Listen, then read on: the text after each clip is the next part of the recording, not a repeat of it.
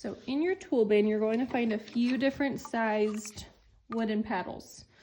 Some of them are smooth, some of them have a texture on the side, and this is what you're going to use to just shape your clay. Again, we're not going to add any additions yet, but I want to get this sphere into as close to the shape of my creature's head as I want it to be before I make the body and before I attach my head to my creature's body. So let's say this is the shape that I'm going for. Maybe a little bit wider head towards the back with a longer nose. I'm going to take my paddle and I'm just going to start shaping it.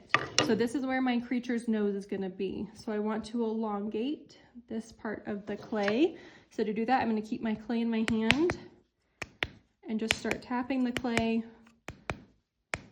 to start to shape it. You want to do it nice and gentle, because if you do it too hard, you're going to get cracks in your clay and you risk it bursting, kind of like a balloon. So you're using the trapped air from your two pinch pots that are in the center of your clay to your advantage to help hold its shape as you're starting to shape your clay. So you're not cutting any holes yet. Even if you want an open mouth on your creature, we're going to wait to do that. So you're going to keep it completely closed. So it's a closed form right now, and you're just working on shaping it. Now, if it's easier for you, sometimes what I like to do is just mark out where my eyes might go. So I think my eyes for my creature might go about right here. So I just made a little indent with my thumbs. And that's gonna kind of help me as I start to shape my clay. Now, if it's easier, you can kind of use your hands to shape it. You don't have to use the paddle. I think the paddle's the easiest way to do it, but you can find what works best for you. I'm going to kind of shape my creature's nose here, or repair anywhere that I'm getting cracks.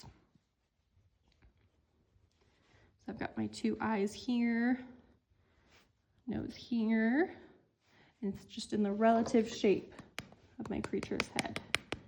Shape the back of my creature's head a little bit more. Again, if you start to get little cracks like that, just smooth them over so the clay holds its shape and no air is getting in. Because the more you handle your clay, the drier it's going to get. So it's normal to start to get some dry clay. Just make sure you keep it hydrated. Here's the general shape that I'm going to do for my creature. Thinking maybe kind of like a dinosaur head for mine. So I've got kind of a prominent bone here, two eyes, that's where they're going to be.